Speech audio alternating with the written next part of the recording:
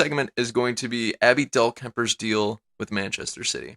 So, like I said earlier in the segments, Abby Dahlkemper has left the North Carolina Courage of the NWSL and has joined Manchester City by signing I believe it was a multi-year deal, if I'm not mistaken. And it sounds like she'll be joining the team in the very near future. Not sure how far in the near future. I would imagine it would at minimum be February because of January camp, but it could be even later because of the She Believes Cup, but we'll see. But nonetheless, uh, my pure reactions. I am super excited for Abby Dahlkemper. I think that she was ready to take on a new challenge in her career, and she's been going really steady with the United States Women's National Team. I think I saw a stat. She's played like the last 50 something matches for the United States, which is no small feat at all. Some players don't even get 50 caps in their entire career. So I'm really excited to see her take her career to new heights, try something different, get her outside her comfort zone, try a different league, expand her game, and really expand her growth as a player.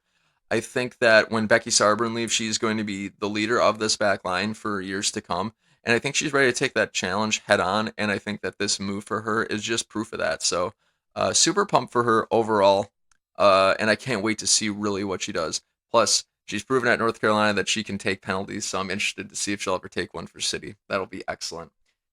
Okay. So now let's give reactions from a team standpoint, both North Carolina and Manchester City. For North Carolina, they're going to be hurting. I believe that their franchise is going to start to dwindle a little bit. Reason being is because they've lost one of the best center defenders in the world in Abby Dahlkemper. They've lost Crystal Dunn, one of the best versatile players in the entire world. And then the Tower of Power, Sam Mewis, one of the best midfielders in the world. That's three key pieces in your lineup that you don't want to lose, especially when you have a foothold in the league like they do in the NWSL. I would say the biggest remaining players for North Carolina are going to be Dabinia and Lynn Williams. I don't see Lynn Williams really leaving the NWSL. Dabinia is another story though, because Dabinia I think has really performed well enough to the point where I think she's one of the best in the world, like top 20. Like in my mind, that's how good I think Dabinia is. So if offers come a knocking, I could see Dabinia being tempted to leave. However, if she's happy in North Carolina and doesn't want to go anywhere, then she won't. But those are just some of my thoughts. I'm not speculating at all. I'm not saying that Dabinia wants to leave. I'm not saying she will leave. I'm just saying if anybody would be leaving, I could see it being Dabinia as well. But North Carolina fans, I'm very sorry that you keep losing players. Hopefully, they'll still have a really good squad and really good season coming up, and I'm sure they will. Okay, so now that we've explored the North Carolina side of things, what about Manchester City? So, with the addition of Abby Dahlkemper, Manchester City's line is like rock solid. I mean, they've got, I'd argue, at minimum four world class defenders in their lineup now. They've got Lucy Bronze, Alex Greenwood, Steph Houghton, and now Abby Dahlkemper. You could make a case for Demi Stokes. You could make a case for Demi Stokes because she's consistently played for England, at least as far as I know, and she's not a bad defender by any means. And I like her style of play. If I had to guess what that back line is going to look like now with the addition of Abby Dahlkemper, I've got Lucy Bronze playing at the right back. I've got Steph Houghton playing alongside her in central defense. I've got Abby Dahlkemper paired with Steph Houghton in central defense. And then I've got Alex Greenwood playing in the left back position as well. Now, I know Alex Greenwood has, by and large, played a lot of central defending as well. I just think with their system now, with the addition of Abby Dahlkemper, this fits a lot more. For United, if I'm not mistaken, I believe Alex Greenwood actually played a lot of outside back too, so it's not like this is a totally foreign thing for her. And Alex is versatile enough of a player to really excel in any position in the back line, and I would argue she could probably even play on the wing. But that's the main focus that I've got for that. And I think that overall, it's been really interesting because if you've been watching some of City's WSL games this season, there's been a couple of occasions where their back line or maybe their midfield has just miscommunicated with each other and they've given up some really poor um possession, some really poor passes. They've coughed it up and a lot of times it leads to a goal. Give you a couple of examples. When they played Bristol City, I can't remember who it was that gave the ball up, but gave the ball up to Ebony Salmon and she scored. They were already up like 7-0, so it didn't matter. But when it does matter, like in situations against Manchester United, it comes back to bite you.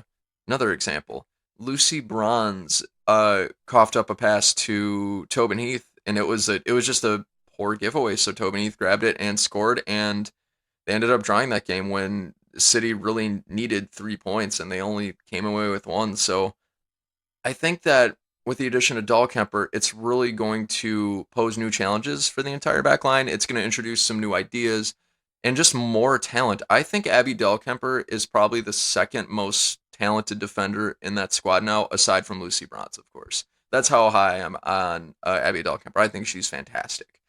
So the reality of it is she's gonna push the players to their limits when you get introduced variables as a player. I'm only speaking for my limited athletic experience, but when you get posed new challenges, a lot of times you want to rise to the occasion. You need to prove that you belong in the squad and you need to play well. Not saying that Abby Dahlkemper won't have to, she certainly will, but with how talented she is, it won't take long before she's in the squad. And I think defenders who are in that running are going to take notice and they're going to elevate their game, and so is everybody else. Plus, in addition, it's going to be really interesting to see the dynamic between her and Sam Ewis because, as you guys know, and how I mentioned earlier, they've been teammates for North Carolina for years now, and also in the United States Women's National Team. So I expect a really good connection there.